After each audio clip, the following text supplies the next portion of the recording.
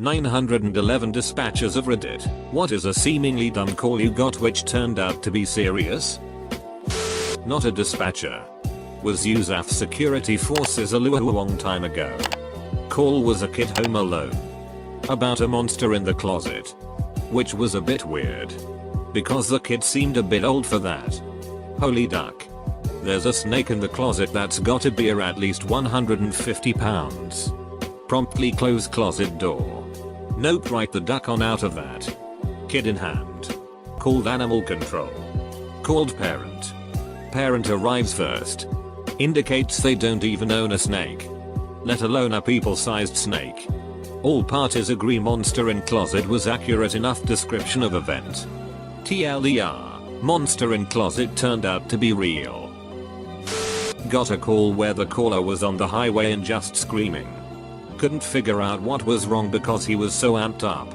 Ended up being someone got hit by a semi-truck or something and the body parts were all over the highway. Yikes. One day, my buddy and I were having a beer. He'd been a firefighter for about a year then and he went into some detail about what happens when your car rolls over and you don't have a seat belt on. The doors pop open. You fly out of the car and the car rolls over you. He hated to respond to rollovers. Noise complaint. Neighbor playing music too loud and no complainant. Only reason an officer responded was because he was bored. Turns out it was a 14-year-old girl whose parents were out of town. She invited the 25-year-old man from a town 3 hours away to come over and have sex with her all night long. Cops showed up and found her. Him. Some beer and a bunch of condoms laying around. He went to jail.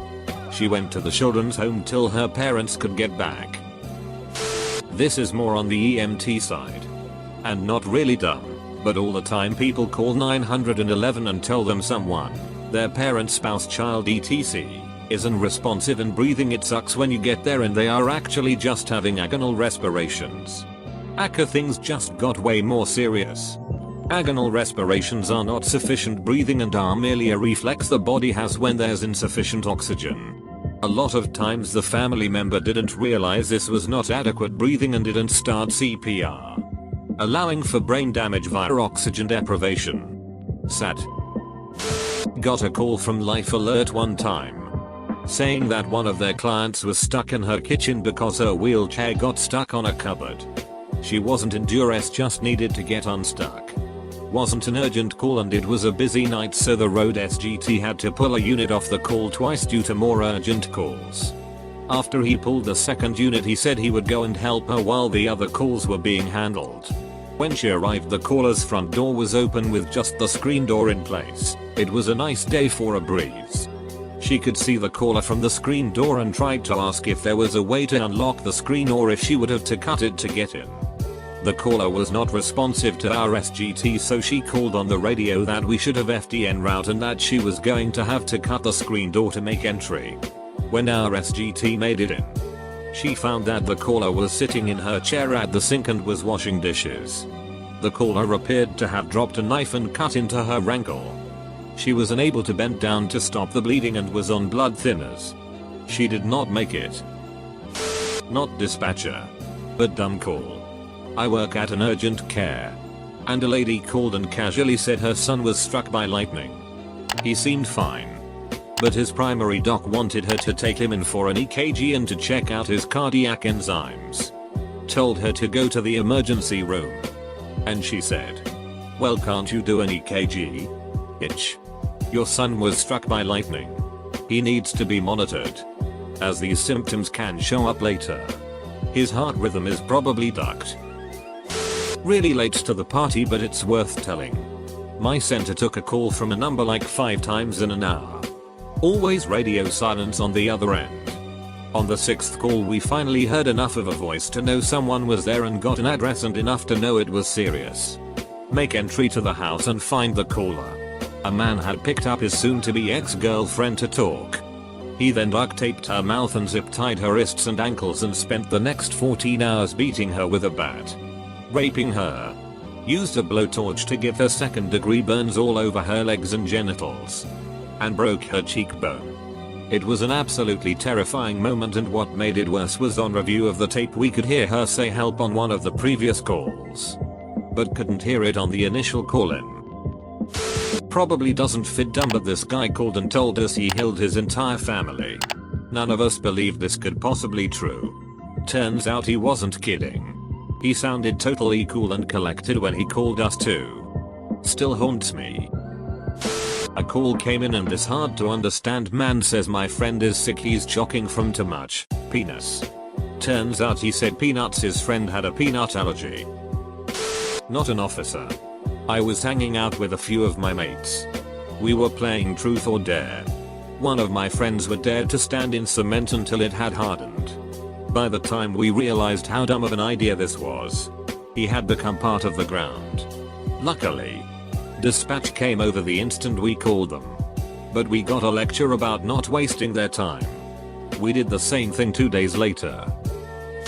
Not mine, but my cousin got a call from a young woman, went like this. Cousin. 911, what's your emerg? Person. Mumbling, whispering. Cousin. What, I can't understand you, mom? Person. Mumbling, whispering. Cousin. What's the address? Person. Road. Cousin. Okay mom, what's the problem? Person. Still whispering, there's a giant man in my house. Cousin. Okay ma. Person. Screams bloody murder. So a story behind this is that the young girl was home alone and the girl's parents were at work. A man saw the house and since there was no cars there, he thought no one was home and broke in through the window. And as he was breaking in, she hid under her bed and called the cops. But the thing was, she went under her bed where she wasn't facing the door, which means she couldn't see him walk in, and her foot was sticking out, and he grabbed her legs and pulled her out and stabbed her, but she survived thankfully. So yeah. So we got a call from a couple a few years back that said they had ate edibles and thought they were gonna die and all that. Obviously we thought they were just anxious from the marijuana. It turned out when we got to their apartment that the marijuana they had gotten was laced, and we had to rush them to the emergency room because when we got there they were passed out. So that's my story, Reddit. My uncle was a cop and I was with him by his car and got this call. A person said her daughter was going to be arrested and wanted to know what she did wrong. They were puzzled and thought it was a prank call. A lady called saying her daughter called her because she was pulled over at the garbage dump and police were searching her because they spotted a couple of empty beer boxes in the back of the truck she was driving. The officer wasn't listening to her when she said she was taking them to the dump. The police said it is probably a story because none of their officers were on that road. My uncle was out on patrol and saw another officer. He radioed and asked if there was anyone at the dump. He said he didn't know of any of the officers being there. My uncle responded to the scene and found a girl pulled over. My uncle stopped the scene to find out it was a fake cop. Not me, but I had a friend whose dad was a cop tell me that they had someone lying naked in the road at an AskReddit race. When they got there they found that the guy had multiple guns strapped to his chest and they had to work to defuse the situation. Had a hang up 911 call just before shift change. Flow procedure and call back. Get mom on the phone who said small child was playing with phone. We sent someone from roll call out. When I got back 8 hours later it was brought back up to me because the 7-year-old playing with the phone was actually calling 911 because mom bit a large hole in her cheek. The opposite. I had a woman screaming and crying that her boyfriend had been shot. The whole police department and fire EMS respond to shooting calls. She was extremely rude and didn't finish EMD protocol with me. Didn't answer on call back. Turns out she verified the wrong address. And her boyfriend was hot. Not shot. She had misunderstood him. Got a call for debris in the road on the main highway heading into town. It was outside our town limits, but was passed on to us as it was pretty close. And the sheriff's department was going to take a while to get to it. We often took small calls like this as a courtesy to their depth. Once the officer arrived, he discovered the debris was what was left of a motorcyclist in a HT and run. The body was in pretty bad shape, most likely hit by a semi, and had been subsequently run over by other motorists not realizing what it was. It gets pretty dark out in the desert. and the body looked more like someone had dropped some old clothes off the back of their truck or something. We had to track down the lady who made the original call. As it turned out, she was in the local convenience store. We discovered one of his arms had flipped up and become lodged in the grill of her car as she ran over it. Along with dealing with the original call, we had to call an ambulance as the lady panicked and went into shock when she saw the arm. Ended up being a long night. After the initial investigation phase, the whole thing was turned over to the sheriff's department. I never did hear if they caught the guy who hit him. Sometimes people call on 911 for non-threatening things and vice versa. So it doesn't surprise me when the first line is, "I don't know if this is an emergency or not." So while at work one of those comes in. "I don't know if this is an emergency, but I just saw a man shoot out the back window of a car while it was taking off." Yeah. That would qualify. Mom. Then about 4 minutes later, I get the 911 call from the girlfriend of the victim. She was driving her boyfriend to the hospital. Not me. But my cousin is a paramedic in a small town in Texas. They had received many calls from a family with a diabetic teen daughter over the years. Usually every instance was not an emergency. These calls from the parents started coming in more often and typically the symptoms were mild to moderate. Certainly not life-threatening.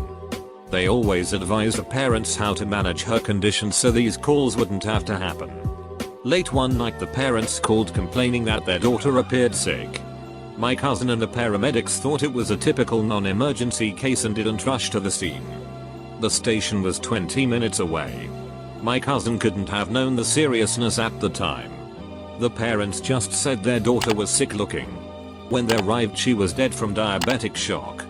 My cousin thinks she died minutes before they arrived and years later still regrets not rushing to the scene. Got a call of a one-vehicle accident. Standard. Turns out it was my 15-year-old cousin who burned to death and there was another vehicle involved with a mom, dad and 2 daughters under the age of 10 in the vehicle. Family in the other vehicle were okay. Dad had a broken leg and mom had a cracked hip. If I remember right. Little girls were unharmed. I was the caller. 3 weeks from Christmas. Pearson Airport in Toronto. Abdi living in the woods on the edge of the property near HWY 401. Arguably the busiest highway in North America. Well, the fence was down and there was a deer on the edge of the 401, so I called to report a doe on the road. The operator said, "A doe?" I said, "Lord forgive me, but I couldn't help myself." "Yes. A doe. A deer. A female deer." She laughed. I laughed. A truck swerved so as not to hit the deer and took out 2 lanes of traffic. We stopped laughing. I'm not a dispatcher, but I work in crime intelligence. So we monitor the radio so we know what's going on.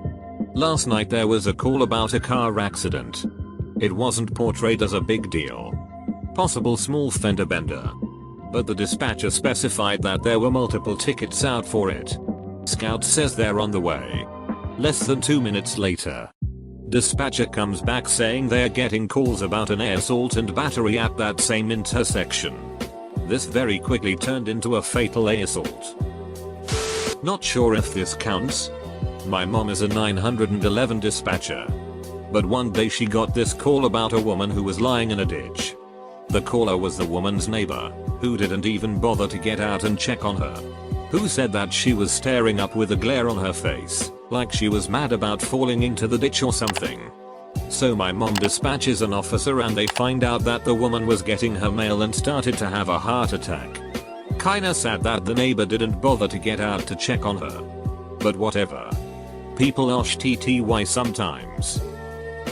A girl around the age of 13 called in a panic because she got her younger sister stuck in a basket inside of a closet. Every time the little sister would try and move, it would bring more pain to her. At first I thought it was a joke, but the distress in the girl's voice convinced me to send out someone to aid her.